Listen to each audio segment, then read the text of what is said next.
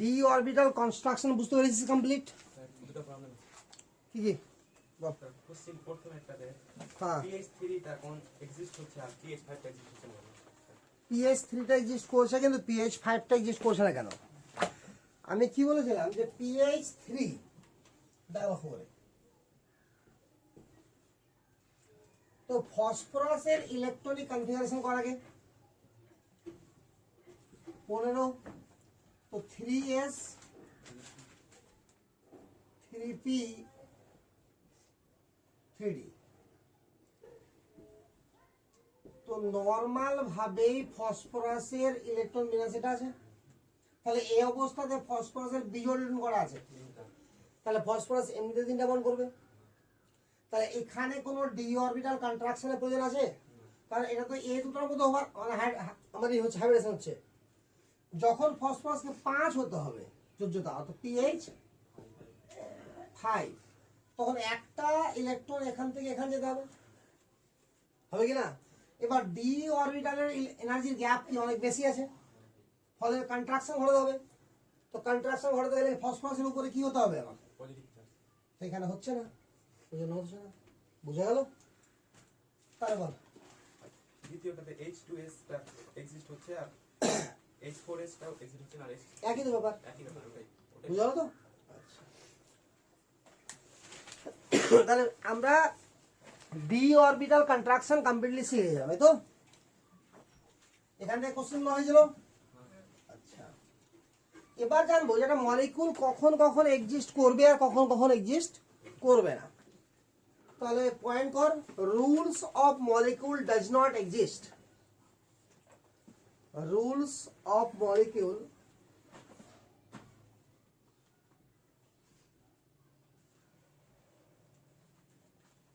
molecules does not exist.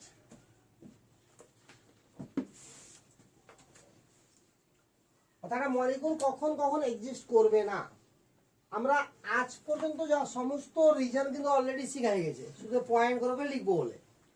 1 নম্বর লেখ, যখন valency violence হবে, ভ্যালেন্সি ভায়োলেন্স ভায়োলেশন এবার লিখবি, ভ্যালেন্সি ভায়োলেশন। অর্থাৎ যেখানে ভ্যালেন্সি ভায়োলেশন হবে সেখানে কোনোদিনও কম্পাউন্ড তৈরি হতে পারে না। এর মানেটা কি দেখ ভালো করে। PCl4 বা PCl6 এরা জীবনেও হবে না। কেন হবে না? যে ফসফরাসের ইলেকট্রন বিন্যাস করলে বিজোড় ইলেকট্রন কটা পাবো, হয় 3টা আর না হলে 5টা। তাহলে যোজনা কত হবে, হয় 3 হবে নাহলে 5 হবে, কখনো 4 বা 6 হতে পারে কি। অর্থাৎ যতটা যোজ্যতা ওর হতে পারে, যদি সেটা না হয়ে অন্য কিছু হয় তাহলে কি বলা হবে, ভ্যালেন্সি ভায়োলেন্স হওয়া। তো যেখানে ভ্যালেন্সি ভায়োলেন্স হবে সেখানে কি হবে না, যৌগ তৈরি হবে না। বোঝা গেল না? তো ফর এক্সাম্পল যদি এখানে আমাকে বলা হয় HCl HCl2 HCl3 HCl4 HCl5 HCl6 বল কোনটা কোনটা তৈরি হবে, কোনটা কোনটা তৈরি হবে না? HCl2 HCl4 HCl6। তো দেখ ভালো করে, সালফার ইলেকট্রন বিন্যাস দেখ কত হবে বল, 3s 3p 3d 3s 3p 3d কত হবে, 3s এর 2টা 3p তে 4টা। তাহলে নরমাল অবস্থাতে সালফারের যোজ্যতা কত, 2টা বিজোড় ইলেকট্রন আছে, 2 হয়ে যেত। তাহলে এটা হবে, এটা তো হবে না, এক তো হবে না। এবার একটা বিজোড় যখন এখান থেকে কেটে যাবে, বিজোড় করা হলো বল, তাহলে এটা তৈরি হবে, এটা তৈরি হবে না। আরে বুঝা গেল তো? তারপরে 6টা হবে, তাহলে এটা হবে না, এটা হবে। বুঝা গেল এবার? তাহলে ভ্যালেন্সি ভায়োলেন্সের কাহিনী বুঝা গেল যে কখন হবে কখন হবে না। ক্লিয়ার না? ক্লিয়ার না? বুঝতে পারলি? কেন পারলি না? সেদিন না আসলে কি হলো, সেদিন না আসলেও বুঝে যাবে। আগে এটা বল ভালো করে যে এখান থেকে ইলেকট্রন বিন্যাসটা বুঝতে পারলে কি হবে। তো ইলেকট্রন বিন্যাস দেখে জটা বিজোড় ইলেকট্রন থাকবে সেই সংখ্যা হচ্ছে কি ওর ভ্যালেন্সি বা যোজ্যতা। তো যোজ্যতা সাপোর্ট যদি করে তাহলে যৌগটা তৈরি হবে, আর যোজনা সাপোর্ট না করলে যৌগ তৈরি হবে না। তাহলে সালফারের যোজনা কি কি হচ্ছে? 2, 4 আর 6 অনুজ হচ্ছে কি? তো 2, 4 আর 6 যদি হয়, তো ক্লোরিনের সঙ্গে সালফার যখন বন্ড করবে তো কটা করবে? 2টা করবে, 4টা করবে, 6টা করবে। বাট এটা তৈরি হতে হলে কটা বন্ড হবে? একটা। এটা তৈরি হলে কটা বন্ড হবে? 3টা। তো সালফার তো 1টা বা 3টা বন্ড করতে পারবে না, পারবে কি? ফলে এরা তৈরি হবে না। বুঝা গেল এবার না গেল না? আর কে বুঝতে পারলি না? তুই বুঝতে পারবি না, কারণ ইলেকট্রোম্যাগনেটিক জানিস না। জানিস কি? দাঁড়া, তুই একটু পরে বুঝতে পারবি। আর তুই নতুন নাকি? সত্যি তো বুঝতে পারবি না। 2 নম্বর লেখ point. lone pair at 90 degree or less than 90 degree. Lone pair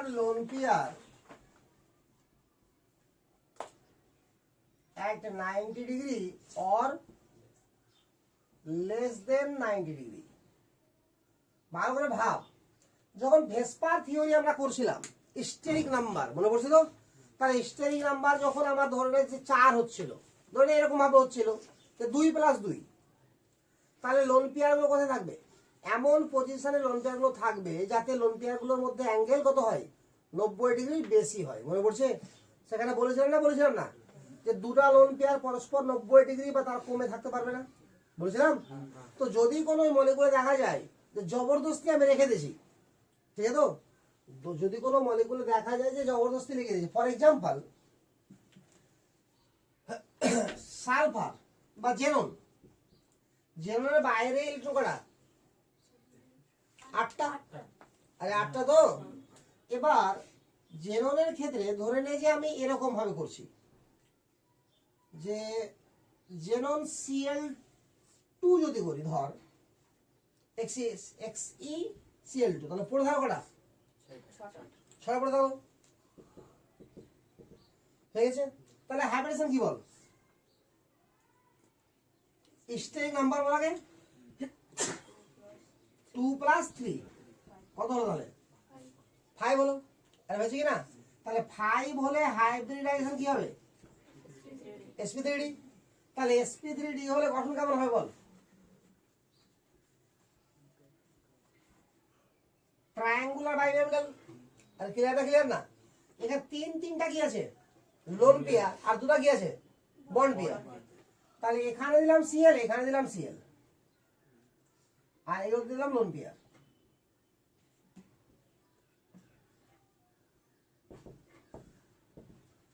আবার একবার কি করলাম? এখানে দিলাম লোন পেয়ার, এখানে দিলাম লোন পেয়ার, এখানে দিলাম লোন পেয়ার। তো লক্ষ্য কর আগে ভালো করে যে এখানে লোন পেয়ার গুলো কত ডিগ্রি অ্যাঙ্গেলে আছে? 120-তে আছে, আছে না? আর এখানে লোন পেয়ার কত আছে? এ দুটো 120-তে, বাট এটার সময় কত আছে? 90-এ। আর আছে কি না? তাহলে এই দুটার মধ্যে অ্যাঙ্গেল আছে কত আমার? 120, বাট এই দুটার মধ্যে অ্যাঙ্গেল কত আছে? 90 ডিগ্রি। তো এটা এক্সিস্ট করবে না, এটা এক্সিস্ট করবে। কি বোঝা গেল বেটা? তো 90 ডিগ্রি বা তার কম ডিগ্রিতে থাকলে কখনো এক্সিস্ট করবে না। ওই জন্য বেন্টসুল কি বলেছিল যে লোন পেয়ার বা ডাবল বন্ড গুলো কোথায় আসবে? ইকুইটোরিয়াল পজিশনে। মনে পড়ছে?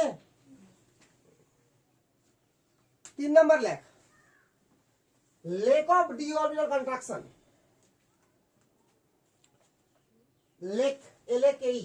Lake of D orbital contraction.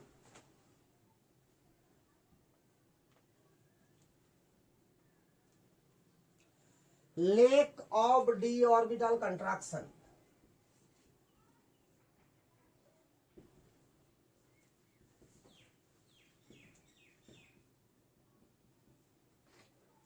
এটা মানে কি? পর্যাপ্ত পরিমাণে যদি ডি অরবিটাল কন্ট্রাকশন না হয় তাহলেও আমার এক্সিস্ট করবে না। For example SCl6 does not exist but SF6 exist.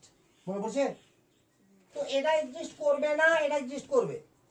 তাহলে এখানে দেখ লক্ষ্য করে সব কিছু মিলে গেছে, দেখ একদিক থেকে ভাব, সালফারের ভ্যালেন্সি ভায়োলেন্স হয়নি, হয়েছে কি? কারণ সালফারের ভ্যালেন্সি কত হয়? 2 হয়, 4 হয়, 6 হয়। তাহলে এখানে কত আছে? 6 হয়। এখানে কত আছে? তাহলে দুটোই আবার এক্সিস্ট করছে। Lone pair at 90 degree or less than 90 degree, কোথাও নাই লোন পেয়ার। তাহলে এই শর্ততে এই শর্ত মেনে গেছে দুজনই, আরে মেনেছে কি মানেনি? বাট এবার দেখ যে ক্লোরিনের ক্ষেত্রে করছি, আচ্ছা এখানে করছি, দেখ ক্লোরিনের ক্ষেত্রে করছি আর তোর ফ্লুরিনের ক্ষেত্রে সালফার,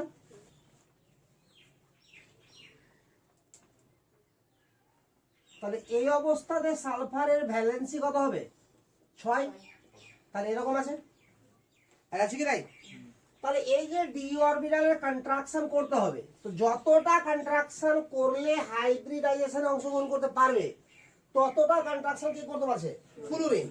কিন্তু ক্লোরিন ততটা পারছে না, ফলে কি হবে? এখানে হাইব্রিডেশন তো পারছে না, ফলে HCl6 কি হচ্ছে? এক্সিস্ট করছে না, কিন্তু SF6 কি করছে? এক্সিস্ট করছে। বুঝা গেল না? তাহলে lake of D orbital contraction, পর্যাপ্ত পরিমাণে ডি অরবিটাল যদি কন্ট্রাকশন না হয় তবুও আমরা মলিকুল এক্সিস্ট করবে না। 4 নম্বর লেখ স্টেরিক হিন্ড্রেন্স। স্টেরিক হিন্ড্রেন্স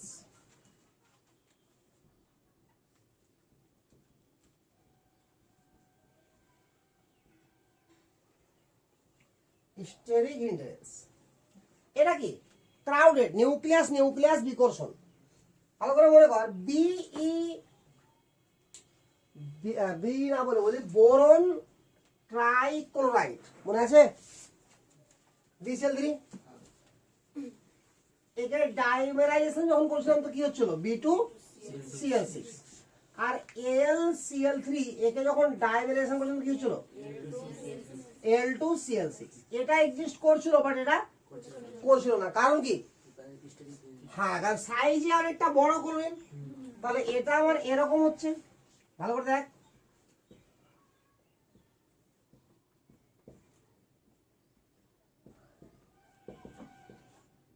তাহলে এদের দুজনের মধ্যে কি শুরু হয়ে যাচ্ছে? রিপালশন শুরু হয়ে যাচ্ছে, কারণ এর সাইজটা কি খুব ছোট, কিন্তু এখানে অ্যালুমিনিয়াম যখন চলে আসবে সাইজটা কি হবে? মানে বড় হয়ে যাবে, ফলে রিপালশন হবে না, ফলে ওটা এক্সিস্ট করবে, এটা এক্সিস্ট করবে না। বুঝা গেল? তাহলে মলিকিউল কোন কোন কন্ডিশনে এক্সিস্ট করে আর কোন কোন কন্ডিশনে এক্সিস্ট করে না, বুঝা গেল কি? এই 4টা কন্ডিশনে কখনোই মলিকুল এক্সিস্ট করতে পারবে না। তো 4টায় অলরেডি আমাদের কভার করা হয়ে গেছে, তাহলে এখন পর্যন্ত আমাদের এতটুকু কভার করা হয়ে গেছে। বুঝা গেল? এবার আমাকে লাস্ট থিওরি পড়তে হবে কি? MOT, molecular orbital theory. তবে সেটা থিওরি শেখার আগে, হ্যাঁ কি বলছিলি? 90 ডিগ্রি আর কখন আছে আর কখন 120 ডিগ্রি আছে কিভাবে বুঝবো? কারণ তোকে তো সমস্ত অ্যাঙ্গেল বলা আছে, ভালো করে ভাব। তোর হাইব্রিডাইজেশন যখন তুই জানিস, এর মানে কি? যখন SP তখন 180 ডিগ্রি, যখন SP2 মানে 120 ডিগ্রি, যখন SP3 109 ডিগ্রি 28 মিনিট, SP3D মানে কিছুটা 120 কিছুটা 90, SP3D2 সবই 90, মনে আছে? SP3D3 কিছুটা 72 কিছুটা 90, মনে আছে না? তাহলে কোথায় কোথায় এক্সিস্ট করবে? লোন পেয়ার থাকবে, কোথায় থাকবে না, বুঝে গেলে এবার? তো আমরা ভিভিডি থিওরি পড়ার আগে একটা থিওরি আর পড়বো যেটা মোটেও প্রয়োজন নাই, ঠিক আছে? তবে নিট যখন দিয়ে দিলাম প্রয়োজন পড়ে যাবে, তো যেহেতু সমস্তটা কভার করে দিলাম নিট অনুযায়ী এটাও কভার করে দিই। MOTর আগে ড্রাগোস রুল লিখ, ড্রাগোস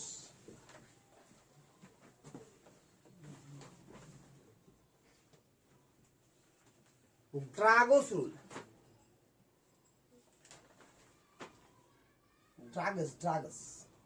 ড্রাগন নাম শুনিস রে? ভয়ঙ্কর জিনিস, তো সেরকম ড্রাগোস রুলও ভয়ঙ্কর। হ্যাঁ হ্যাঁ, তো কি মনে হচ্ছে? এটা অনেক কিছু নাম আছে।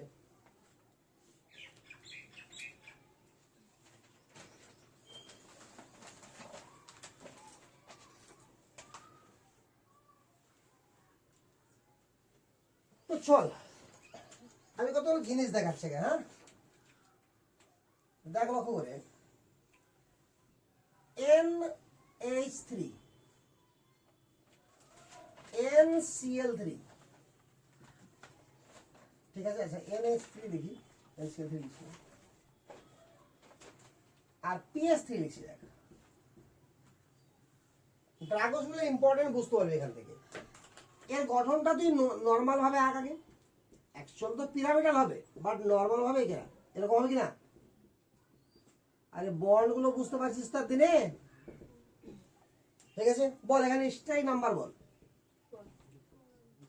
এখানে। আচ্ছা এভাবে লেখ 3+1 লেখ। এখানে স্ট্রাইক নাম্বার বল 3+1 4। বুঝে lone pair plus bond pair নাকি কটা সিঙ্গা বন্ড প্লাস কটা লোন পেয়ার, ক্লিয়ার? এখানে হাইড্রোজেন বল, এখানে বল। আমরা এতটাই জানি নাকি, এটা যদি পরীক্ষাতে পড়ে যে অ্যামোনিয়া আর ফসফেটের মধ্যে কি হাইব্রিডেশন হয়েছে আমরা এটাই বলবো, ঠিক আছে? এবার শোন, এখানে নাইট্রোজেন কত নাম্বার পিরিয়ডের মৌল? Second period. আর ইলেকট্রন বিন্যাস করলে কি আসবে? লাস্ট 2p আসবে না? তো 2 কথাটা আসছে না, তাহলে সেকেন্ড পিরিয়ড। আর ফসফরাস থার্ড পিরিয়ড, ক্লিয়ার? আচ্ছা, তো এখানে নাইট্রোজেন আছে আমার সেকেন্ড পিরিয়ডে, সেকেন্ড পিরিয়ড। এখানে ফসফরাস আছে আমার থার্ড পিরিয়ড।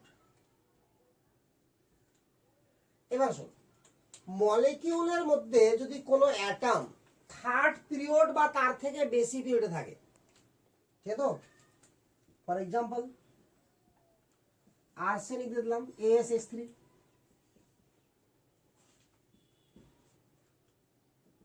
H আছে তো? তাহলে এখানে স্ট্রিক নাম্বার কত? 4, হাইড্রোজেন sp3, ক্লিয়ার তো? আচ্ছা, ড্রাগস রুলটা কাটিয়ে অনেক কিছু জিনিস আর লিখি।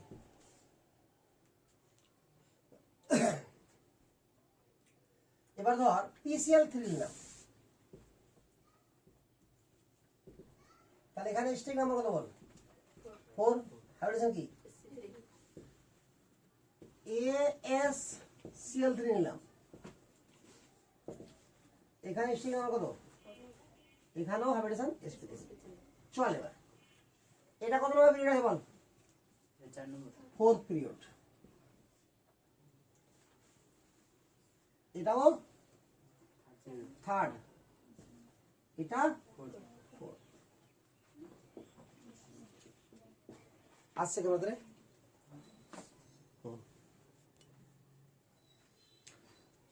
তাহলে এবার দেখ, আমি বলছি ড্রাগস রুল কি বলছে দেখ। এবার ড্রাগস রুলটাকে ভালো করে জান কি।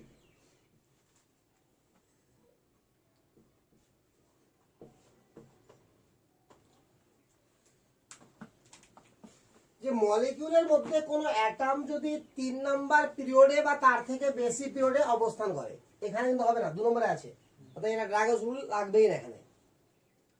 এবং গ্রাউন্ড স্টেটে মলিকিউল গঠন করেছে। গ্রাউন্ড স্টেট মানে কি? ভূমি স্তরে ওর জটা যোজ্যতা, সেই যোজ্যতাতে কি করেছে? যৌগ গঠন, উত্তেজিত অবস্থা আসেনি, কথা বুঝাল তো? তো গ্রাউন্ড স্টেটে যৌগ গঠন করেছে কিনা সবাই বল।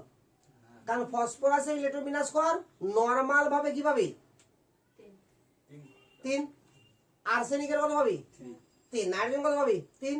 আচ্ছা, তাহলে এবং লোন পেয়ারও প্রেজেন্ট আছে, দেখ আছে, তাহলে এতগুলো শর্ত মানতে হবে। কি কি হতে হবে তাহলে? প্রথমে 3 নাম্বার বা তার বেশি পিরিয়ডে থাকতে হবে, ঠিক আছে? গ্রাউন্ড স্টেটে যৌগ গঠন করতে হবে। এবার গ্রাউন্ড স্টেটে যৌগ গঠন করার পরে আবার লোন পেয়ারও থাকতে হবে।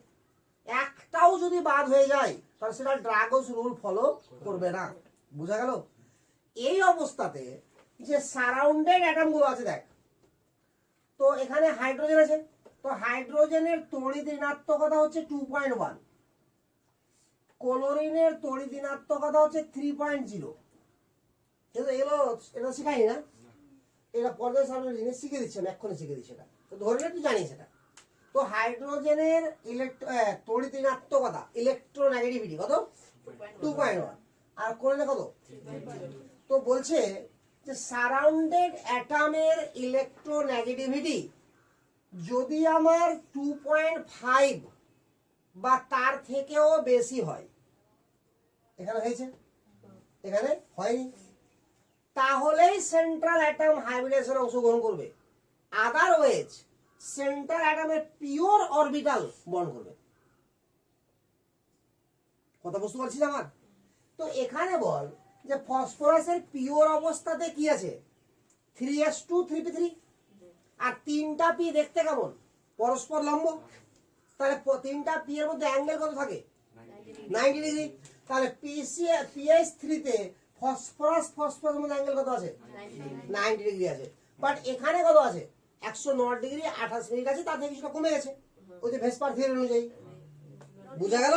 কারণ এখানে আমার sp3 হয়েছে, এখানে sp3 হয়েছে, বাট এখানে হয়নি, এখানে হয়। কার নিয়ম অনুসারে, ড্রাগস রুল হিসাবে। বুঝা গেল? তো এই কারণে কোশ্চেন একটা হয় আমাদের যে nitrogen, phosphorus, arsenic, antimony, bismuth.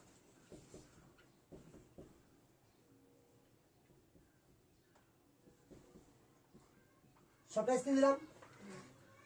প্রথমে বলছে আমার যে এর অ্যাঙ্গেল θ1, এটার θ2, এটার θ3, এর θ4, এর θ5। বল কার বেশি? θ1 বেশি। কি জানা পেলো? ফ্যাক্টর ইফেক্টিং কি করে, সেন্ট্রাল অ্যাটম যত ছোট হবে তত আমার বন্ড কি হবে, বড় হবে। মনে পড়ছে না, পড়ছে না? তো সেন্ট্রাল অ্যাটম যত ছোট হবে তো বন্ড তো বড় হবে। তাহলে কি θ1 সব থেকে বড়, θ2, θ3, θ4, θ5। এটা তো শেখানো আছে অলরেডি। আরে ফ্যাক্টর ইফেক্টিং বন্ড অ্যাঙ্গেল বেন্ডস রুলে শিখেছিলাম। আচ্ছা, এবার বলছে যে এখানে অ্যামোনিয়ার বন্ড অ্যাঙ্গেল ক্লোজ টু 109.28 বা 109.5 করবে একবারে। কারণ 20 মানে 30 মিনিট মানে তো হাফ ডিগ্রি, সব ভুল হয়ে যায়। এটা আছে কিনা রে? তো এটাকে লেখা যায় না 109.5 মিনিট ডিগ্রি। আরে 60 মিনিট সময় 1 ডিগ্রি না, তাহলে এটা তো কাছাকাছি হয়ে গেল, 30 এর কাছাকাছি না। তাহলে বলছে যে এখানে বন্ড অ্যাঙ্গেলটা মানে কাছাকাছি কার, 109 ডিগ্রি 28 মিনিটে। বাট এই বন্ড অ্যাঙ্গেল গুলো ক্লোজ টু 90 ডিগ্রি কেন? এরা 90 ডিগ্রি কাছাকাছি কেন? হওয়া উচিত 109 ডিগ্রি 28 মিনিটের কাছাকাছি। তো 90 ডিগ্রি কাছাকাছি এই কারণে যে এরা কোথায় আছে দেখ, 3 নাম্বার বা তার বেশি পিরিয়ডে আছে, আছে কি না? তারপরে বল সারাউন্ডেড অ্যাটমের ইলেকট্রোনেগেটিভিটি 2.5 এর থেকে কম আছে বলে এখানকার সেন্ট্রাল অ্যাটম হাইব্রিডাইজেশনে অংশগ্রহণ করবে না। বুঝা গেল তো? আর হাইব্রিডাইজেশনে যদি অংশগ্রহণ না করে তাহলে এদের পিওর পি অরবিটাল কি করেছে, বড় গঠন করেছে। আর পিওর পি অরবিটাল গুলো একে অপরের মধ্যে কত থাকে, 90 ডিগ্রি অ্যাঙ্গেল থাকে, একে অপরের মধ্যে 90 ডিগ্রি অ্যাঙ্গেল থাকে। বুঝা গেল তো? এই কারণে কি হচ্ছে, এখানে bond angle close two 90 degree. Clear? এবার তুলে না সবটা।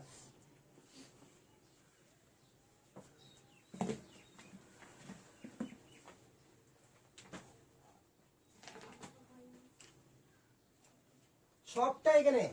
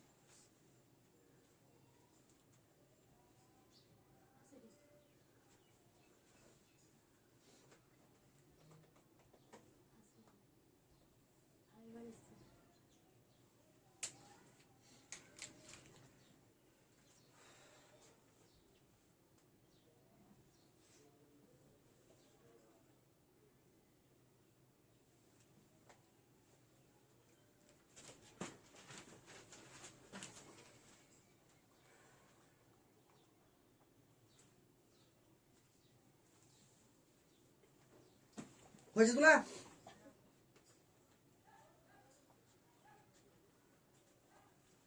যেরকম ভাবে তোলা আছে ওরকম ভাবে লিখে দিবি।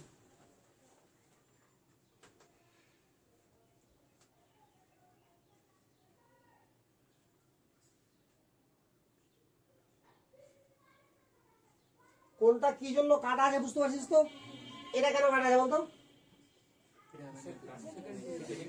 এটা ড্রাগন খাটবে না বলে, এখানে ড্রাগন খাটছে না, আর বাকিদের ড্রাগন খাটছে। খাটার পরে এখানে কি হচ্ছে, হাইব্রিডেশন হচ্ছে না, আর এখানে হাইব্রিডেশন হচ্ছে।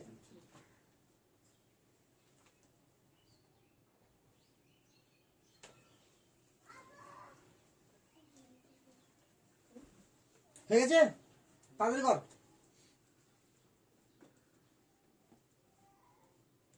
আজকে টাইমের অভাব আছে, বৃহস্পতিবার করে টাইমের অভাব, তার উপর লেট হয়েছে শুরু করতে।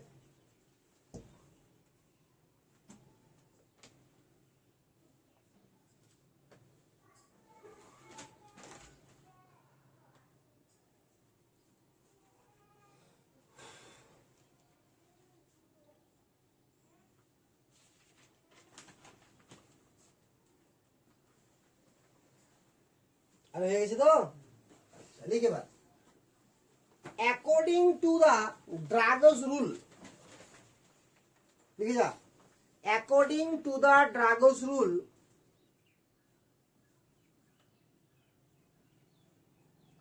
if in a chemical system, according to the Dragos rule, if in a chemical system, in a chemical system, দিয়ে হাইফেন দে বড় করে, if in a chemical system, দিয়ে হাইফেন দিলি। এবারে এক নম্বরে লিখ, মানে কেমিক্যাল সিস্টেমটা কি কি হওয়া উচিত। এক নম্বরে লিখে এবার, central atom belonging to, central atom belonging to third period or onward, central atom belonging to third period or onward, বুঝা গেল? মানে এটা সেন্ট্রাল অ্যাটমকে কি হতে হবে, 3 নাম্বার পিরিয়ড বা তার থেকে উপরে পিরিয়ড থাকতে হবে, থার্ড পিরিয়ড অর ওয়ানওয়ার্ড। আচ্ছা, 2 নম্বর লিখ, it is in ground state, it is in ground state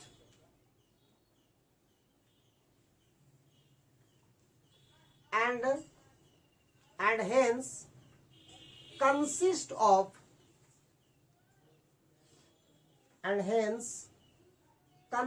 of at least one lone pair,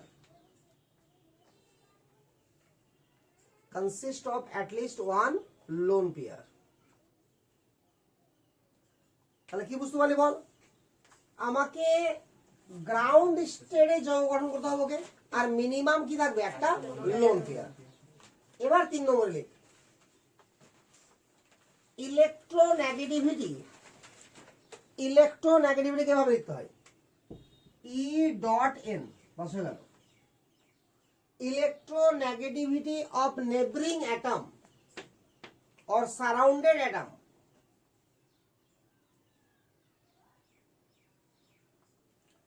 neighbouring atom or surrounded atom, বুঝতে পারছিস তো? নেইবারিং মানে প্রতিবেশী, আর সারাউন্ডেড মানে একই জিনিসই। Neighbouring atom or surrounded atom লিখেছিস তো? লেখা পাইছিস না এটা, less than or equal to 2.5, less than or equal to 2.5, then central atom does not show, then central atom does not shows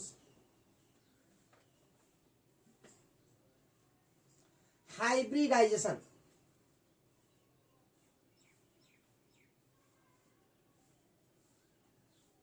does not show hybridization and uses pure and uses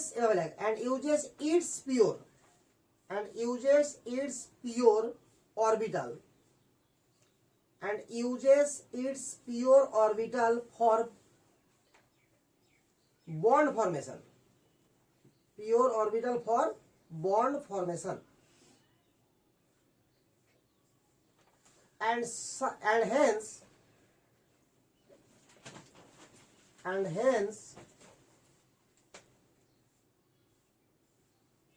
such chemical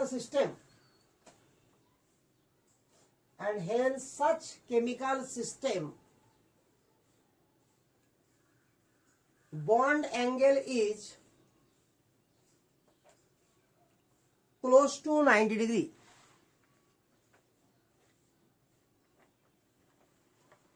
Bond angle is close to 90 degree.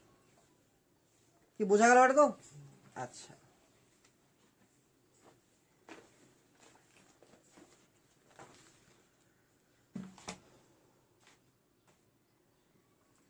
এবার আমরা শুরু করবো MOT. তাহলে মাঝখান থেকে রুলসটা clear এটা? আচ্ছা, MOT শুরু করার আগে বলছি দেখ যে আমার হাইব্রিডাইজেশনের আরো একটা প্রসেস আছে। কিরকম মানে প্রসেস বলতে কি, যেমন PCl5 আছে কিনা? তো PCl5 কে কখনো কখনো আমরা গ্যাসিয়াস হিসেবে পাই, কখনো কখনো সলিড হিসেবে পাই। তো একটা মলিকুল, এরকম কিছুই মলিকুল আছে, অনেকগুলো নাই, মাত্র কয়েকটাই মলিকুল আছে যাদেরকে গ্যাস এবং সলিড দুটো অবস্থাতে পাওয়া যায়, বা কখনো লিকুইড এবং সলিড এই দুটো অবস্থাতে পাওয়া যায়। তো যাদেরকে ন্যাচারালি গ্যাস বা লিকুইড অবস্থায় পাওয়া যায়, আর তারা যখন কখনো কখনো সলিড অবস্থানে এক্সিস্ট করে, তখন তার হাইব্রিডেশন চেঞ্জ হয়ে যায়। তো লিকুইড থেকে যখন সলিড হবে বা গ্যাস থেকে যখন সলিড হবে, তাহলে হাইব্রিডেশনের কিরকম চেঞ্জ হবে সেটা জানা দরকার আছে কয়েকটা। তোরা মুখস্থ করতে হবে, এটা কোনো রুলসই মানবে না, বুঝা গেল তো? এবং এটার সংখ্যা খুবই কম, 8-10টা মাত্র আছে। তাহলে ওদের লিস্টটা করে দেওয়ার আগে আমি আগে পড়িয়ে দিচ্ছি থিওরিটা, MOT theory, molecular orbital theory. Molecular orbital theory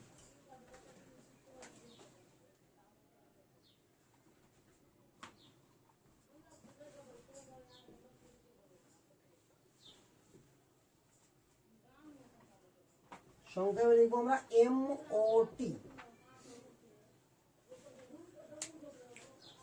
এটা আমার দিয়েছিল কে? রবার্ট মুলিকান। সবগুলো আগে লিখে দেওয়া ছিল, রবার্ট মুলিকান। তো আগে দেখ যে এই থিওরি কার উপর বেস করে তৈরি হয়েছিল, আগে জায়গাটা জানি আমরা, তারপর লিখতে শুরু করছি। তো এই থিওরি যেগুলোর উপরে বেস করে তৈরি হয়েছিল সেটা দেখ। প্রথমত, এতদিন আমরা অ্যাটমিক অরবিটালকে নিয়ে কাজ করছিলাম। অ্যাটমিক অরবিটাল গুলো কি হচ্ছিল, নিজেদের মধ্যে হাইব্রিডাইজেশন করছিল, দিয়ে বন্ড ফরমেশন করছিল। কখনো কখনো কি করছিল, পিওর অবস্থাতেই বন্ড ফরমেশন করছিল। ফর এক্সাম্পল, ধরে নে Cl2 আছে, তো এখানে কোনো হাইব্রিডেশনই হয়নি, এখানে কোনো হাইব্রিডেশন হয়নি। মনে কর এরকমও কথা বলছিলাম কখনো, যে সারাউন্ডেড অ্যাটম যদি 3 নম্বর পিরিয়ডে চলে যায়, তাহলে ও হাইব্রিডেশন করবেই না। পিওর অরবিটাল কি করবে, ওর বন্ড গঠনে অংশগ্রহণ করবে। লিখেছিলাম? আচ্ছা, সব কিছু লিখানো আছে, খাতাগুলো দেখি ভালো করে। তো এখানে কি হচ্ছে, যে ক্লোরিনের কি হচ্ছে 3p, আর একটা ক্লোরিনের 3p। খুব ভালো করে দেখা জায়গাটা, এইভাবে তো ওভারল্যাপ হয়েছে। ওভারল্যাপ হওয়ার পরে কি হয়েছে, আমার বন্ড হয়েছে। ওভারল্যাপ হওয়ার পরে কি হবে দেখ এবার, কারণ পি তো দেখতে এরকমই, আর ক্লোরিনের পিওর পি অংশগ্রহণ করছে এখানে। তো ওভারল্যাপ হওয়ার পরে এই যে অরবিটালটা, এই যে অরবিটাল দুটো লুপ, এটা বলে লুপস, বলেছিলাম এর আগে। এটা একটা লোপস আর এটা একটা লোপস। যে লোপসটা বন্ধনে অংশগ্রহণ করেছে, তো ওভারল্যাপিং করেছে, সেখানে ইলেকট্রন কটা ছিল, একটা। জোড়বদ্ধ থাকলে কি বন্ড করবে? করবে না। বিজোড় ইলেকট্রন থাকলে বন্ড করবে। তাহলে এই পুরো লোপসে আমার কটা ইলেকট্রন মুভ করছিল, একটাই। তাহলে একটা ইলেকট্রন এভাবে মুভ করে যাচ্ছিল। আরে ক্লিয়ার না? ক্লিয়ার না? এরপরে আবার বলছি এখানে, যখন তুই মানে অ্যাটমিক স্ট্রাকচার পড়বি, তখন দেখবি যে এটাকে বলা হয় নোডাল পয়েন্ট। নোডাল পয়েন্ট কাকে বলা হয়? নোডাল পয়েন্ট যে পয়েন্টে একটা ইলেকট্রনকে পাওয়ার চান্স 0, কোনো চান্সই নাই পাওয়ার। অরবিটালের মধ্যেকারই কোন একটা পয়েন্ট, যে পয়েন্টে ইলেকট্রনকে পাওয়ার চান্স কি, অথবা ইলেকট্রন পাবোই না ওখানে। তখন তাকে কি বলা হবে? Nodal point. তো প্রথম কথা, একটা ইলেকট্রন এই পথে ঘুরছে বলেই তো অরবিটালের চেহারাটা এরকম হলো। ওখানে তো এটা মানে পাকা রাস্তা তৈরি করতে নাই, ইলেকট্রনের যে 6 সিমেন্টের রাস্তা তৈরি করা আছে এটা ওখানে ঘুরবে। ইলেকট্রন যেভাবে ঘুরছে সেটাই হচ্ছে অরবিটাল, ওটা হচ্ছে অরবিটালের ডিজাইন বা সেট। তো ইলেকট্রন যদি এভাবে মুভ করে তো ভাবতে পারছিস তুই একবারও যে ইলেকট্রন এখানে আসবে না, এখানে না এসে যেতে পারবে পারে, ওই পার থেকে এবার আসতে পারবে কি? আরে পারবে কি? কোন চান্স নাই পারার। তারপরেও বলছি কি এখানে ইলেকট্রন নাই, এটা কি করে সম্ভব? একটা আজিব আজিব একটা শুনতে না, খুব ভালো করে দেখ আগে জায়গাগুলোকে, প্রত্যেকটা পয়েন্ট করে বুঝবি। আমি আরেকবার পিকচারটাকে ক্লিয়ার ভাবে আঁকছি, দেখ এইভাবে আমার অরবিটাল পি, এর মানে কি ইলেকট্রনগুলো এইভাবে মুভ করে বলেই অরবিটালের আকারটা এরকম। এখন একটা ইলেকট্রন এখান থেকে মুভ করতে শুরু করলো হর, এবার এখানে কি করে ও আসবে? যদি এখানে না আসে তো আসতে পারবে কি? তাহলে এটা দিয়ে তো আসতে হবে ওকে, আবার এটা দিয়ে আসতে হবে। তাহলে বাকি অরবিটালের যে কোনো জায়গার থেকে এখানে তো পাওয়ার চান্স দ্বিগুণ, কারণ একবার এই পথে যাচ্ছে তবু এখানে আসছে, আবার এই পথে যাচ্ছে তো তবু এখানে আসছে। তাহলে বাকি জায়গাগুলোতে একবার ইলেকট্রন আসছে, এখানে দুবার আসছে। আবার বলছি এখানেই ইলেকট্রন ডেনসিটি নাই, 0 আছে, কি করে হতে পারে? তো এটাকে একটু ভাব ভালো করে, এটা তো যদিও অ্যাটমিক স্ট্রাকচারের জিনিস, আমি এখানে বলে যাচ্ছি এখানে লাগবে বলে। তো এখানে বল যেটা পি অরবিটাল, তো পি কখন আসে? যে কোনো পি, 2p হয়, 3p হয়, 4p হয়, 1p হয় কি? 1p হয় না, তো 2p তো হয়। তো 2p যখন আসবে ইলেকট্রন তার আগে কোথায় ঢুকবে ইলেকট্রন? 2s এ। আরে বুঝা যাচ্ছে কিনা? 3p যখন আসবে তার আগে কোথায় ঢুকবে? 3s এ। 4p আসলে তার আগে কি থাকবে? 4s। শিওর তো? আচ্ছা, তাহলে আমি যদি এবার ইলেকট্রন বিন্যাসটা করার আগে এই অরবিটালের স্ট্রাকচারটা আঁকি, আগে হয়ে গেছি আর একবার আঁকি। দেখ ধরে নিলাম এটা 2s, ক্লিয়ার? এবার এখানে কি আছে আমার? 2p, মনে পড়ছে কি পড়ছে না বল? পরস্পর লম্ব,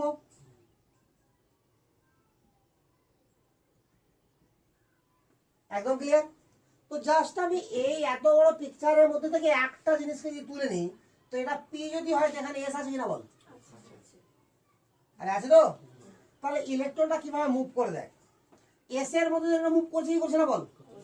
করছে তো? তাহলে এভাবে ইলেকট্রন যখন এখানে আসছে, এটা পরিষ্কার করে রাখি একটু, হিচিমিচি হয়ে গেল বেশি। তাহলে বল এভাবে ইলেকট্রন মুভ করছে, করছে তো?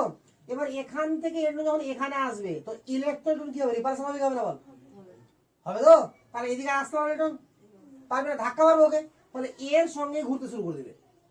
এখানে ফাঁকা আছে, চলে আসলো, আবার রিপালশন শুরু হলো, আবার এখানে চলে আসলো। আরে বোঝা গেল? তাহলে এখানে পৌঁছালো ইলেকট্রন কি আর? তাহলে এখানে কি হয়ে গেল? Nodal point. ক্লিয়ার? এভাবে মুভ করে। এবার ভাব এই পয়েন্ট বরাবর তো কোনো তল কম্পেয়ার করে দিই, ওই তল কেটে দিলাম, তল আর যেটা পয়েন্ট আছে কিনা ধরলে এটা পয়েন্ট আছে, এই বরাবর কেটে দিলাম, একটা তল হবে কি হবে না? কাল্পনিক তল। ওই তলটাকে বলা, ওই তল বরাবর একটু পাওয়া যাবে কি? যাবে না। তো এই তলটাকে বলা হবে নোডাল প্লেন, নোডাল প্লেন। আরে ক্লিয়ার এতটুকু?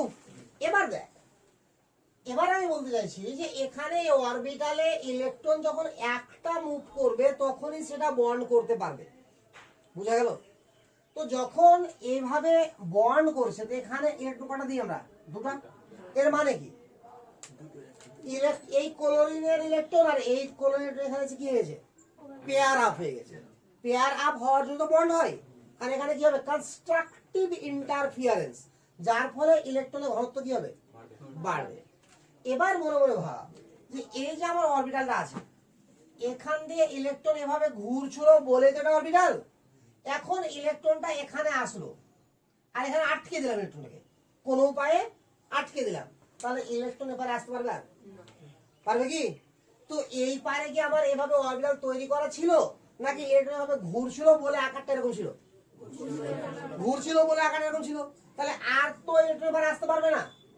আরে পারবে কি? তাহলে এই পরের অবস্থা কি হবে বল? এবার এদিকে কোনো ইলেকট্রন আসবে আর? আসবে না। তাহলে এর পরের অবস্থা এরকম হওয়া উচিত কিনা বল, খুব ভালো করে ভাববি, লক্ষ্য কর।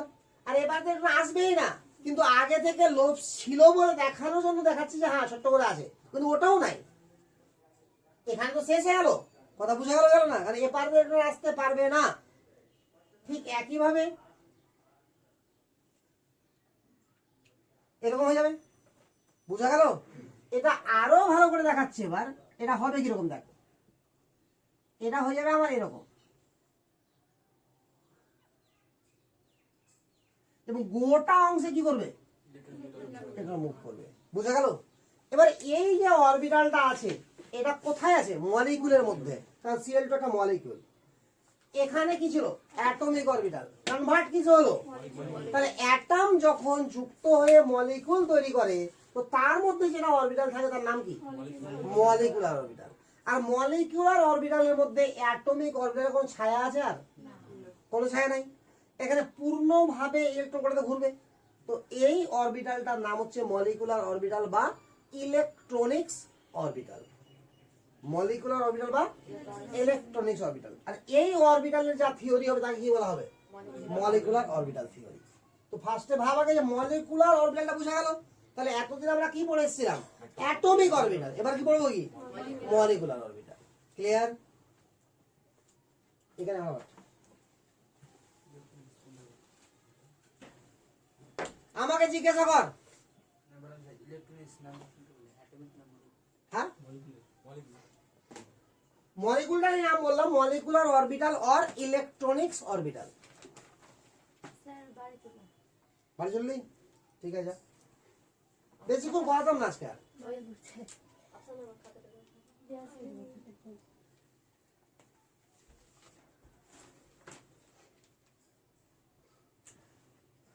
মঙ্গলবার আর বৃহস্পতিবারটা একটু বেশি করতে পারবি, বুধবার বৃহস্পতিবার বলছি, মঙ্গলবার আর রবিবার, বৃহস্পতিবার পাবি না কোনো মতেই।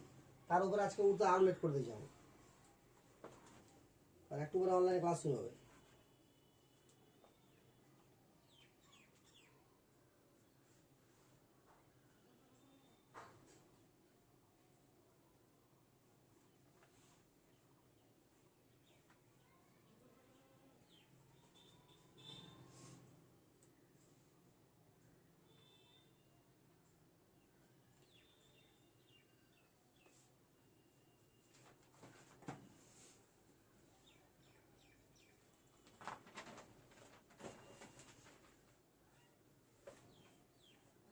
হয়েছে একা?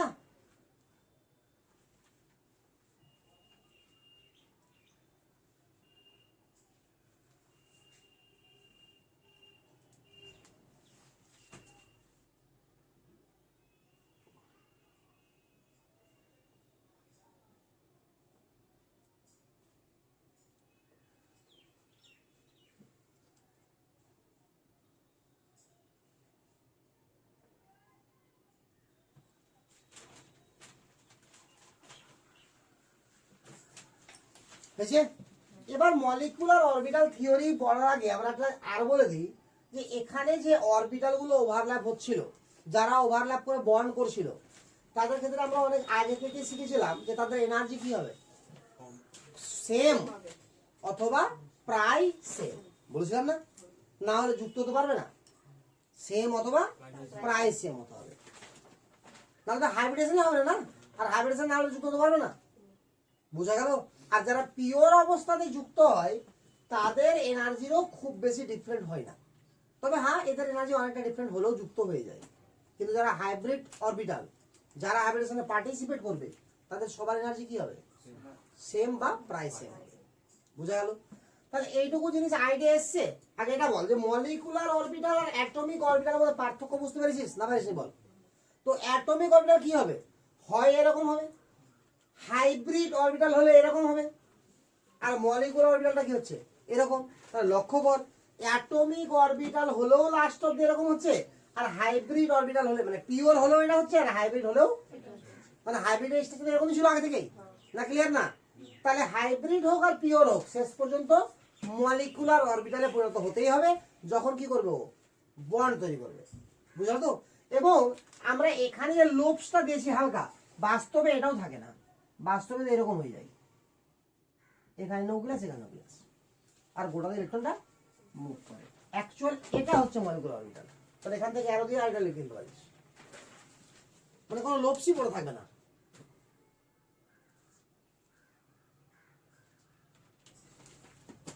আরে বুঝা গেছে? এবার আমি এক একটা করে পয়েন্ট লিখাবো, তাহলে ক্লিয়ার হয়ে যাবে সবকিছু। লিখ, this theory is best one, best B A C D, তো বেস্ট লিখে দিস না। This theory is best one, সবার তুলে হয়েছে এটুকু?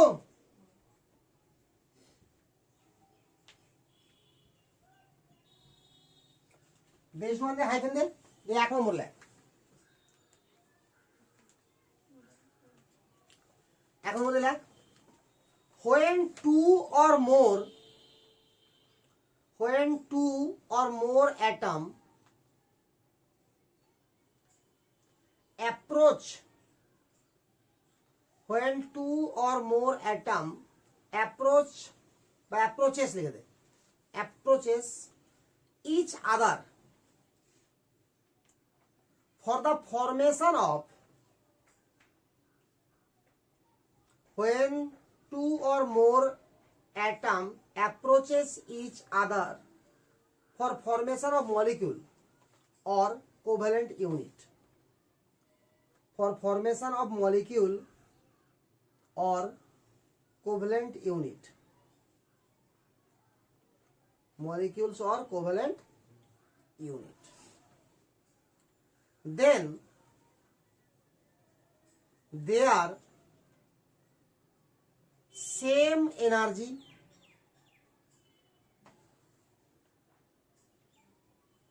or comparable energy, then they are same energy or comparable energy orbitals interferes, orbital interferes and produces लिखे दें, and produces molecular orbital, produces molecular orbital। বুঝা গেল পুরো মানেটা, যে মলিকুলার অরবিটাল কি করে তৈরি হয়? when two or more কি বলেছিলাম, অ্যাটমিক অরবিটাল বা অ্যাটম যখন আমরা যুক্ত হয়ে তখন মলিকুল তৈরি করে, আর মলিকুল তৈরি করার সময় কি হবে, অ্যাটমিক অরবিটালগুলো যুক্ত হয়ে আমার মলিকুলার অরবিটাল তৈরি করবে। যারা মিশবে তাদের এনার্জি কি হবে, সেম অথবা কম্পারেবল, মানে প্রায় সেম। বুঝা গেল না? 2 নম্বর লিখ, molecule orbital follow, molecule orbital follow Pauli's like PAOULIES,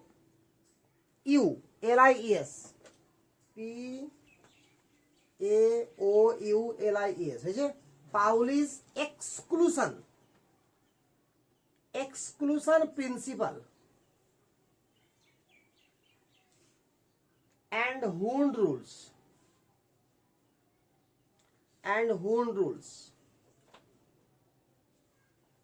comma, if they are degenerate, if they are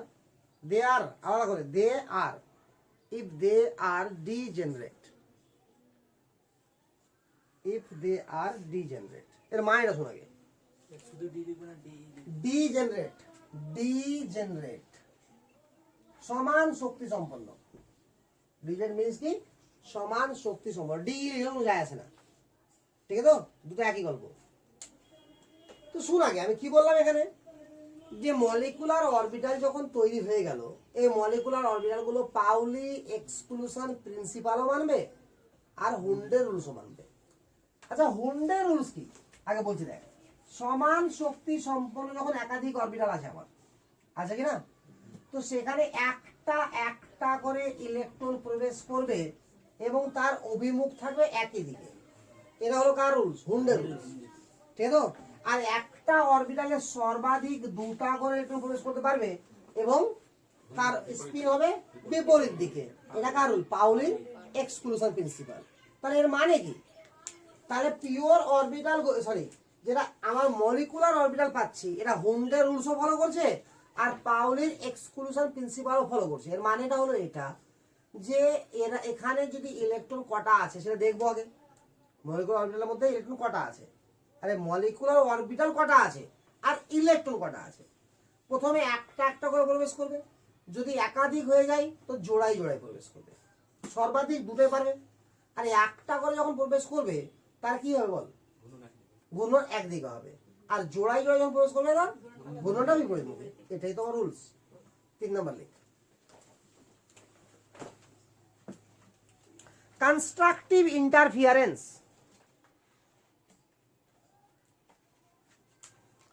Constructive interference or in phase interference. Constructive interference or in phase interference মনে পড়ছে? Constructive destructive মনে পড়ছে রে?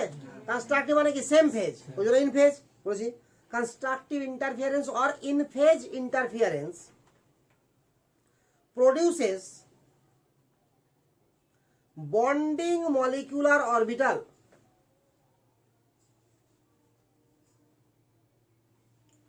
whereas bonding molecular orbital কমা দিয়ে লিখবি whereas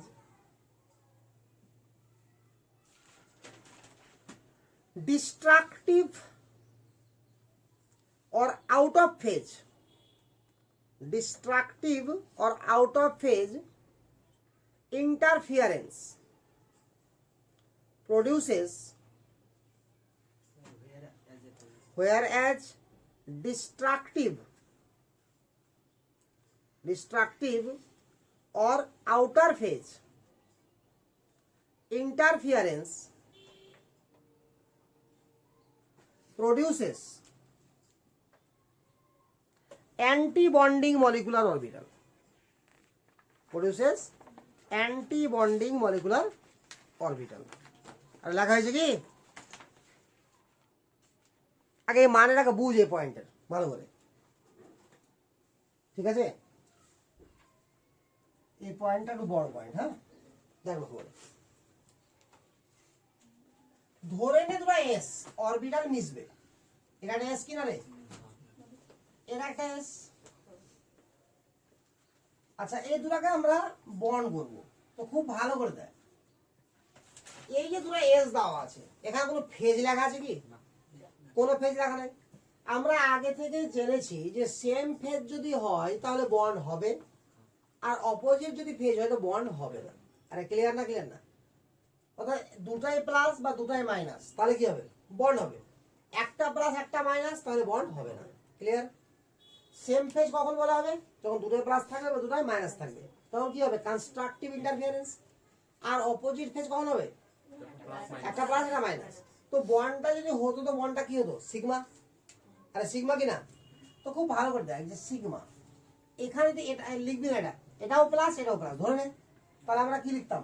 constructive interference লিখতাম কি না? আচ্ছা, এটা প্লাস এটা মাইনাস হয়ে যেত, তবুও কি লিখতাম? Sigma destructive interference. মনে পড়ছে? তো আমার যখন কোনো সাইনই দেওয়া নাই, আর ভবিষ্যতে কোনো সাইন দেওয়া থাকবে না, আমাকে না মাথায় রাখবি যে কোনো সাইন দেওয়া থাকবে না, তাহলে এখানে কি হবে? হতে পারে দুটো সেম সাইন বা হতে পারে দুটো অপোজিট সাইন। আর কিছু হতে পারে কি? আর কিছু হতে পারে কি? হয় দুটো সেম সাইনে হবে আর দুটো অপোজিট সাইন হবে। তো সেম সাইন যদি হয় তাহলে কি হবে? বন্ড হবে। আর হবে কি? হবে না। আর অপোজিট সাইন যদি হয় তো বন্ড হবে না। ক্লিয়ার? তো আমাকে ধরে নিতে হবে যে একবার সেম সাইন আছে আর একবার অপোজিট সাইন আছে। বুঝা গেল না? তাহলে সেম সাইন যখন হবে তো বন্ড যখন হবে, তো আমরা যেটা দেখিয়েছিলাম এর আগে পর্যন্ত, মানে এখন পর্যন্ত এভাবে দেখিলাম না? তাহলে এটা কি আমার? ওভারল্যাপিং। তো এটা ছিল অ্যাটমিক অরবিটাল, এটা একটা অ্যাটমিক অরবিটাল, এটা একটা অ্যাটমিক অরবিটাল। এখন কি হবে? Molecular orbital. তাহলে এটার ফিগারটা কেমন হবে দেখ এবার।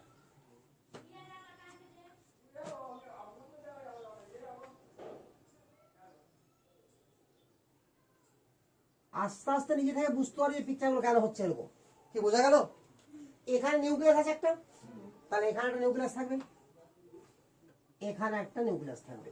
বোঝা গেল কি গেল না? Clear? This is the molecular orbital. এবার যখন আউটার ফেস থাকবে তখন কি হবে? আমরা আগে দেখিয়েছিলাম না কি হবে, বাট এবার দেখাবো। আউটার ফেজে কখনো ওভারল্যাপ হবে না, কি উল্টা দূরে বাড়াবে। তো দূরে বাড়াবে বলে এরকম হয়ে যাবে দেখতে।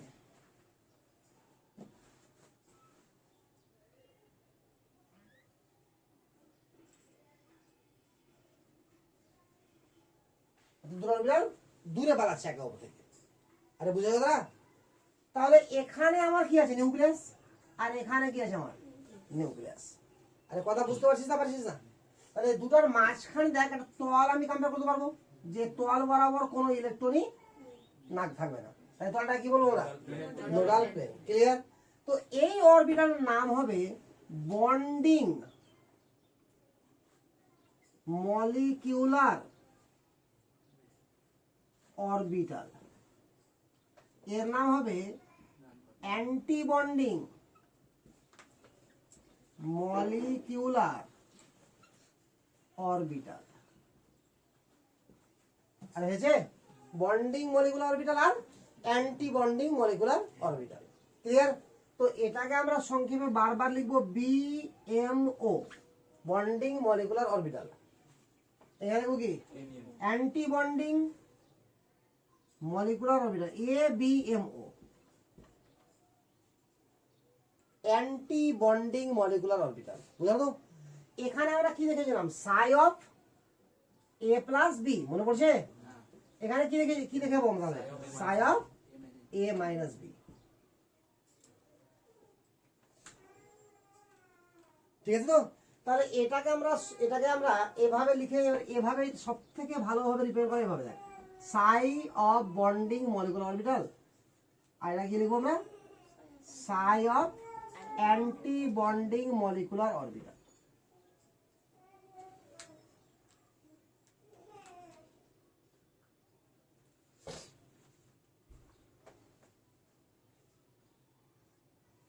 তাড়াতাড়ি কাকটা খুব খারাপ আছে নাকি? তুই কদিন আসিস নি মাঝখানে? একদিন দুদিন আসিস নি মনে হয়। একদিন এত পিছিয়ে গেলি।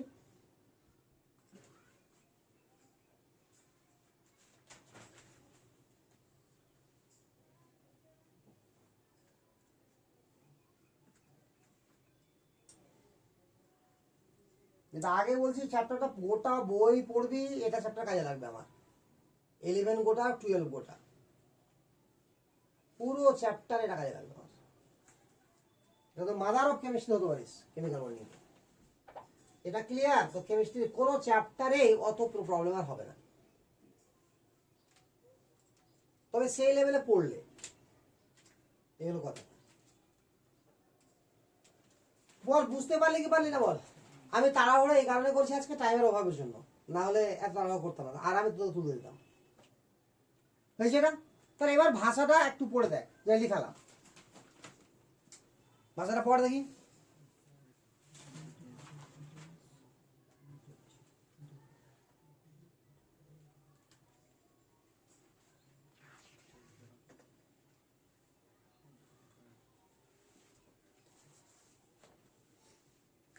কি বুঝতে পারলি?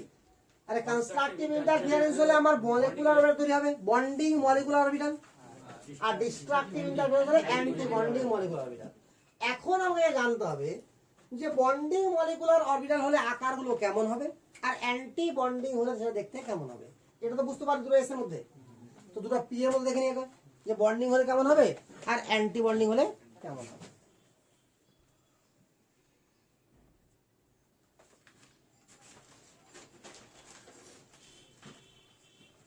তো আমি আরো একটু ডিটেলসে দেখছি, হ্যাঁ, তাই তোদের বুঝতে একটু সুবিধা হয়। আর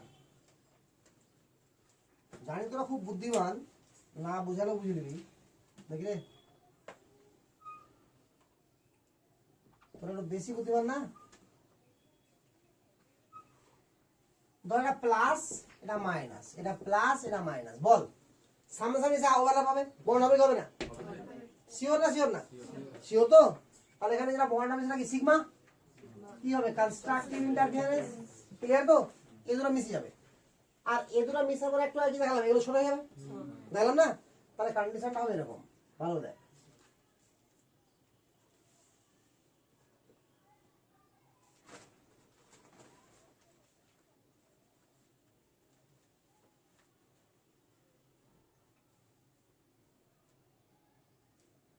বুঝতে পারছিস? আরে পিকচারটা বুঝতে এরকম দেখালাম কিনা একটু আগে স্টার্টিং এ, তাহলে এরকম হবে। ভিতরে কি হচ্ছে প্লাস আর প্লাস, তাহলে ক্লিয়ার না? ক্লিয়ার না? তাহলে এখানে কি দেখাবো? প্লাস প্লাস, এখানে কি আছে মাইনাস মাইনাস।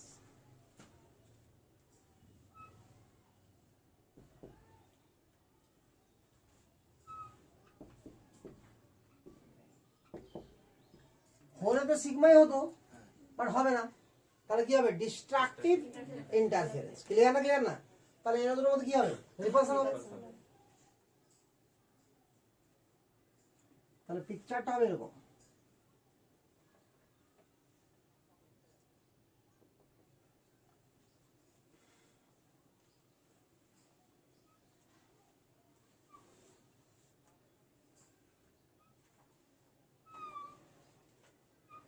খুব ভালো করে দেয়, দূরে সরে গেল।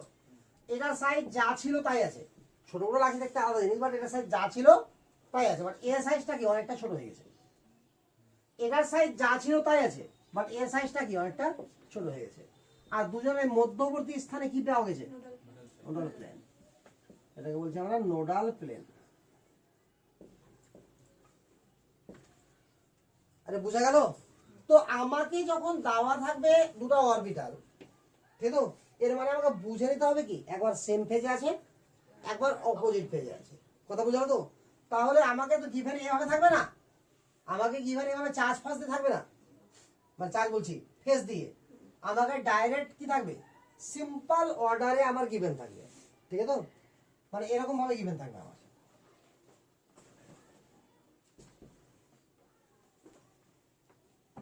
ক্লিয়ার?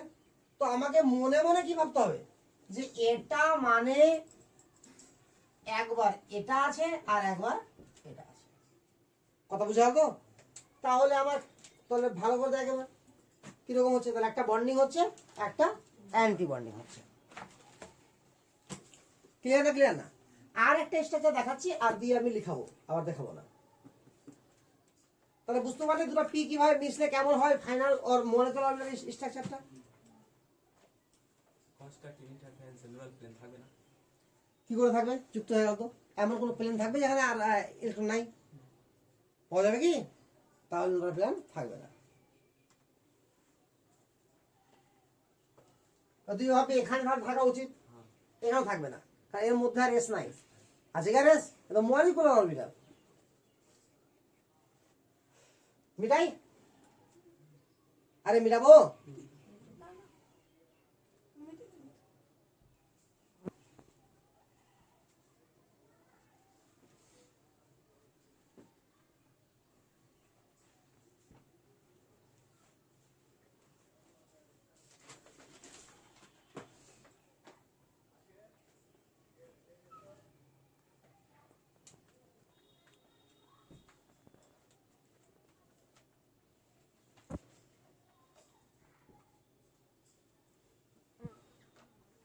বল প্লাস মাইনাস তাহলে কি হবে? পাই কনস্ট্রাকটিভ ইন্টারফারেন্স।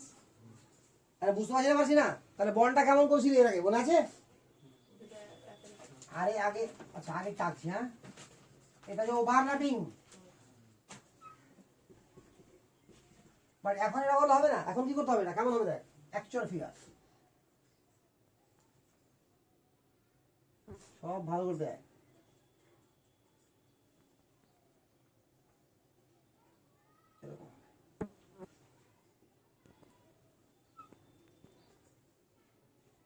এখানে একটু মুভ করবে,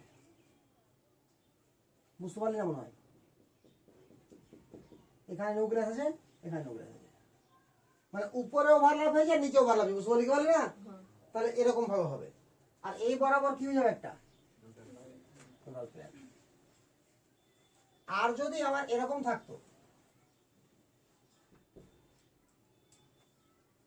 প্লাস মাইনাস প্লাস, তবুও পাই বন্ড, ডিস্ট্রাকটিভ ইন্টারফিয়ারেন্স। তো বন্ড নিতে হবে না, তাহলে হবে কি, তাহলে এরকম হয়ে যাবে। আচ্ছা দাঁড়া, সব ছুটে যাবে, দূরে দূরে যাবে, এরকম হয়ে যাবে।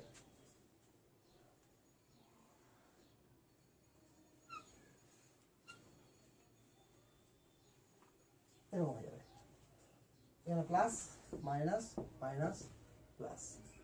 এই বরাবর একটা নোডাল প্যান তৈরি হওয়া উচিত, হয়ে গেছে। আর এই বরাবর আরেকটা এক্সট্রা পেয়ে গেছি, দুটা নোডাল প্যান আছে, আছে তো। তো ভাব এবার, আসলে তো আমার এটা দেওয়া থাকবে না, দাও কি থাকবে, এমনি দেওয়া থাকবে, এরকম ভাবে দেওয়া থাকবে।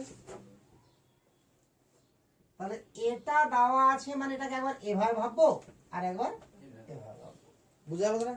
তাহলে এটাকে কি বলবো আমরা, পাই বন্ডিং মলিকুলার অরবিটাল, এটা অ্যান্টি বন্ডিং। নন না, নন কথাটা কে ব্যবহার করেছিল, ভেসপার থিওরি। এক একজন একই রকম এক এক রকম ভাষা ব্যবহার করেছে, তো সেই ভাষা অনুযায়ী পড়তে হবে তোকে। তাহলে বল তো এখানে অরবিটাল কটা আছে বল, এখানে তো এই দুটাই তো মিশছে, তাহলে অরবিটাল তৈরি করা করছে বল, দুটো। এটা ভাবিস না যে এই দুটো মিশে এটা করছে আর এই দুটো মিশে এটা করছে, বলছে আটটা মিশছে, এরকম ভাববি না। কারণ এটাকে দুবার ভাবতে হচ্ছে আমাকে, একবার এইভাবে আর একবার এইভাবে। যখন এইভাবে হচ্ছে তখন এটা হয়ে যাচ্ছে, আর এইভাবে হচ্ছে তখন এটা হচ্ছে। তাহলে যটা অরবিটাল মিশছে তটাই অরবিটাল কি হচ্ছে আমার তৈরি হচ্ছে। বোঝা গেল কি গেল না? তাহলে বল কত নম্বর পয়েন্ট হয়েছিল বল, 3 নাম্বার। কমপ্লিট হলি গলি না বল।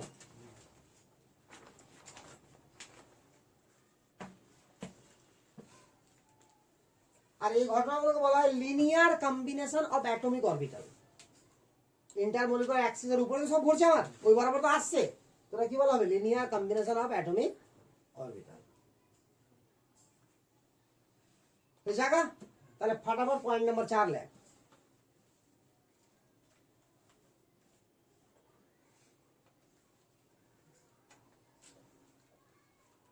পয়েন্ট নাম্বার 4 লেখ। Law of conservation of orbital, law of conservation of orbital is applicable.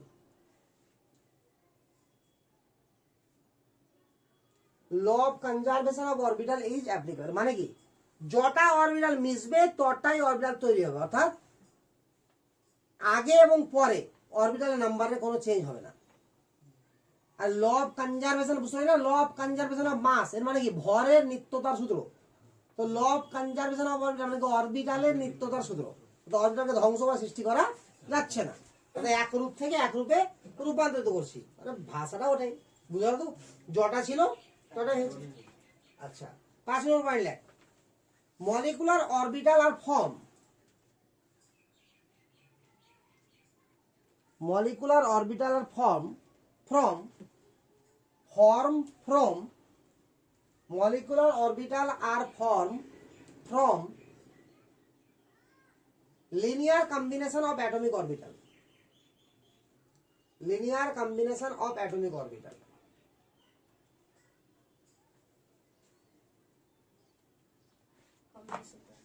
Of atomic orbital.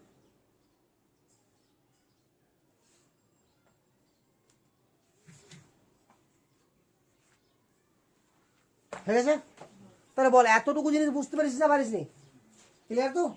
এবার বাকি জিনিস মোটামুটি এটা বুঝায়, এটাকে কি বলা হয় কনস্ট্রাকটিভ ইন্টারফারেন্স, এটা কি বলা হয় ডিস্ট্রাকটিভ ইন্টারফারেন্স। কনস্ট্রাকটিভ ইন্টারফারেন্স কি হয়, আমার বন্ড হয়, কেন বন্ড হয়, ইলেকট্রন ডেনসিটি বেড়ে যায় বলে। ডিস্ট্রাকটিভ ইন্টারফারেন্সে বন্ড হয় না, কেন হয় না, ইলেকট্রন ডেনসিটি কমে যায় বলে, বুঝা তো? এবার যখন দুটো অরবিটাল মিশবে তো আমার যে এই যে বন্ডিং আর অ্যান্টি বন্ডিং তৈরি হচ্ছে, তো এত ভালো ভালো করে পিকচার আঁকা যাবে কি, কখনো সম্ভব না। এতটা পিকচার আঁকা যায়, এতে একটা করে আঁকছি, ওখানে তো অনেকগুলো আমরা পাবো অরবিটাল একসঙ্গে, ইলেকট্রন বিন্যাসন করবো, তো এতগুলো পিকচার আঁকতে পারবো না। তাহলে পিকচারগুলো অ্যাকচুয়াল কি করে রিপ্রেজেন্ট করবো, এটা আবার নেক্সট ক্লাসে শিখবো, এখন পারবো না শিখতে, টাইম নেই এতটা, ঠিক আছে তো? আচ্ছা, তো তার আগে একটা জিনিস নোট করলে মুখস্থ করার জন্য,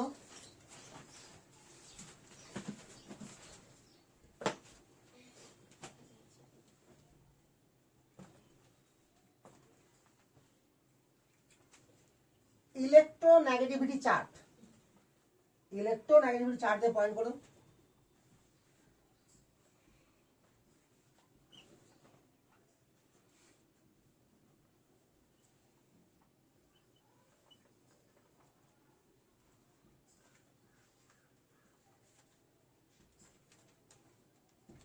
Adjacent in the equation. বুঝবি না, এটি লিখবি আর লিখবি না, বাস হয়েছে। আগে দেখ, আগে পরে তুলবি। Hydrogen 2.1, lithium 1.0, sodium 0.9, potassium 0.8। মনে থাকবে? মুখস্থ করতে হবে, কিছু করার নাই, মনে রাখতে হবে, ঠিক আছে? এবার বাকিটা আমি সহজ করে শেখাচ্ছি যে কি করে মনে রাখতে হবে, বাট এটা রুলস না, যেটা বলছি আমি, এটা আমার মতো করতে আমি রুলস করে নিয়েছি। কথা বুঝতে পারলি কি না? এবার এখানে 0.5 যোগ কত, তারপরে তারপরে হয়ে গেল, কম করে দিল।